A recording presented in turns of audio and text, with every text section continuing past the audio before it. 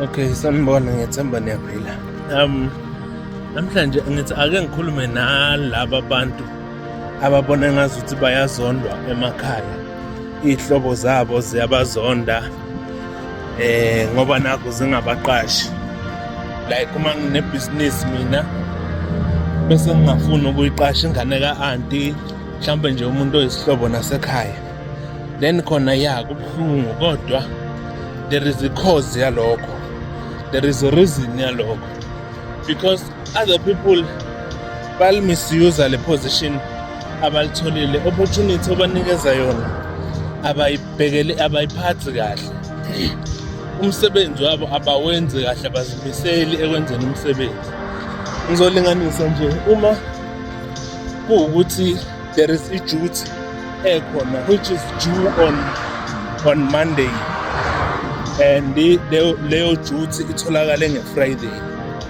So only to find ukuthi ekhaya kuzobe nge-weekend, mhlawumbe kuzobe kukhona umshado or start a trip siya somewhere else, or maybe there is an event ekhona ekhaya.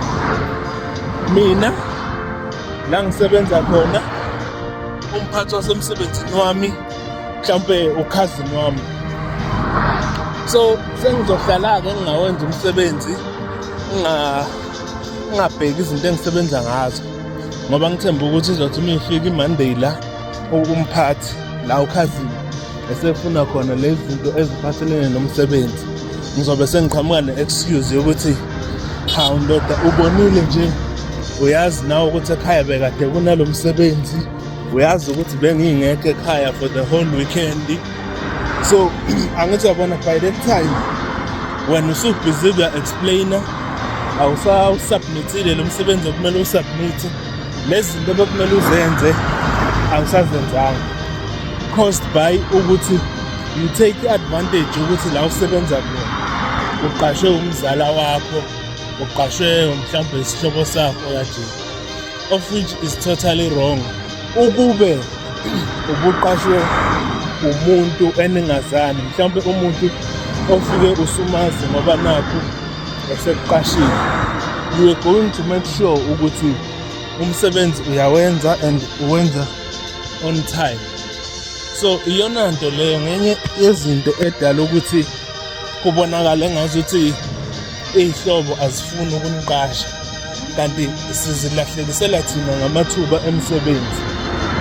So ukuze impilo ibe kahle, kungabikho ukulokhu ublame iy'hlobo ukuthi akafuni ukungiqasha mina, futhi uyajabula uma ngihlele ekhaya ngingasebenzi.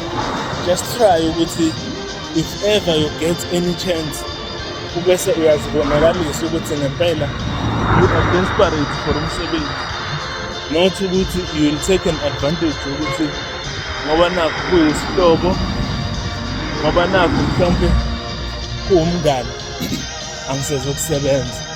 Another thing, there is this advantage ethathwayo, thothi mhlawumbe umphathi wala emsebenzini, umphathi wakho uwumshana wakho or nje umuntu omncane kunawe but oyisihlobo sakho, uqashe wena umdala kunawe.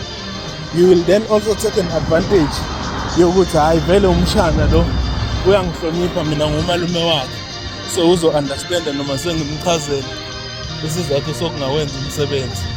Kwakhona lokho kuyakulahlekisela ngamathuba emsebenzi, because hayi ngoba engakuqashi umuntu ngoba engafuni ukuthi usebenze, but he or she is trying to avoid le ngxabano ezehlezi khona, because kuzongasasawundi kahle, kuzongasabukeki kahle uma kuwukuthi sekuyenzeka seniyaxabana ngenxa yokuthi awenzanga umsebenzi. Just imagine sekuzwakala emndenini ukuthi umshana uxabane nomalume, umalume ubengawenzi umsebenzi, ubaba omncane uxabane nendodana or umfana wakhe ngenxa yokungawenzi umsebenzi. So ukuze singayilahlekiseli ngamathuba omsebenzi, ake siwuphathe kahle umsebenzi. Uma ngabe wenzekile wathole opportunity, isebenzise like uqashwe umlungu or umuntu nje ongamazi, umuntu okuyi-first time wena ubonana naye. Siwuphathe kahle umsebenzi wethu ngoba baningi abalifisayo lelo thuba but abangalithola. So in short nje bengisho lokho samako ukuthi uma uthole i-chance yomsebenzi uphathe kahle. Ngiyabonga nibe nosuku oluhle. Don't forget to like this page, follow me, and then share.